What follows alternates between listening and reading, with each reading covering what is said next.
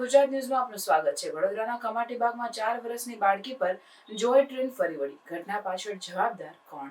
ગઈકાલે વડોદરામાં એક કરુણ ઘટના બની હતી, જેમાં કોર્પોરેશનના કમાટીબાગમાં ચાલતી જોય ટ્રેનમાં બાળકી આવી જવાથી 4 વર્ષની બાળકીનું મોત થયું હતું। આ બાળકી કમાટીબાગ ખાતે વેકેશનમાં પરિવાર સાથે ફરવા આવી હતી, ત્યારે બાળકી પર જોય ટ્રેન ફરી વળી બાળકીની કિલકારી ચિચિયારીમાં ફેરવાઈ ગઈ હતી। આ ઘટના પછી ટ્રેનનો ડ્રાઈવર ભાગી ગયો હતો।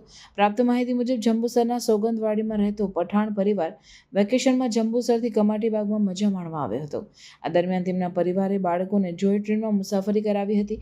જે બાદ જ્યારે આ પરિવાર સાંજે પરત જંબુસર જઈ રહ્યો હતો, ત્યારે કમાટીબાગ જોય ટ્રેનના સ્ટેન્ડ પાસે આ પરિવારની 4 વર્ષની બાળકી જોય ટ્રેનની અડફેટે આવી જતા તેનું કચડાઈ જવાથી મોત નીપજ્યું હતું। આ ઘટનાની જાણ થતાં પોલીસ અને કોર્પોરેશનનો સ્ટાફ ઘટનાસ્થળે દોડી આવ્યો હતો અને આ મામલે પોલીસે કાયદેસરની કાર્યવાહી હાથ ધરી હતી।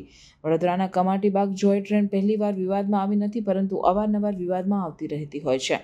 જોય ટ્રેન અકસ્માતની આ ત્રીજી ઘટના બની છે, તેમજ છેલ્લા 7 વર્ષમાં જોય ટ્રેન 4 વખત બંધ પણ કરવી પડી હતી। જો કે કોઈ ઘટના બને પછી સરકારના અલગ અલગ વિભાગોની મંજૂરી લઈને ફરીથી ટ્રેન દોડતી થાય છે, પરંતુ અકસ્માતની ઘટનાઓ બંધ થતી નથી।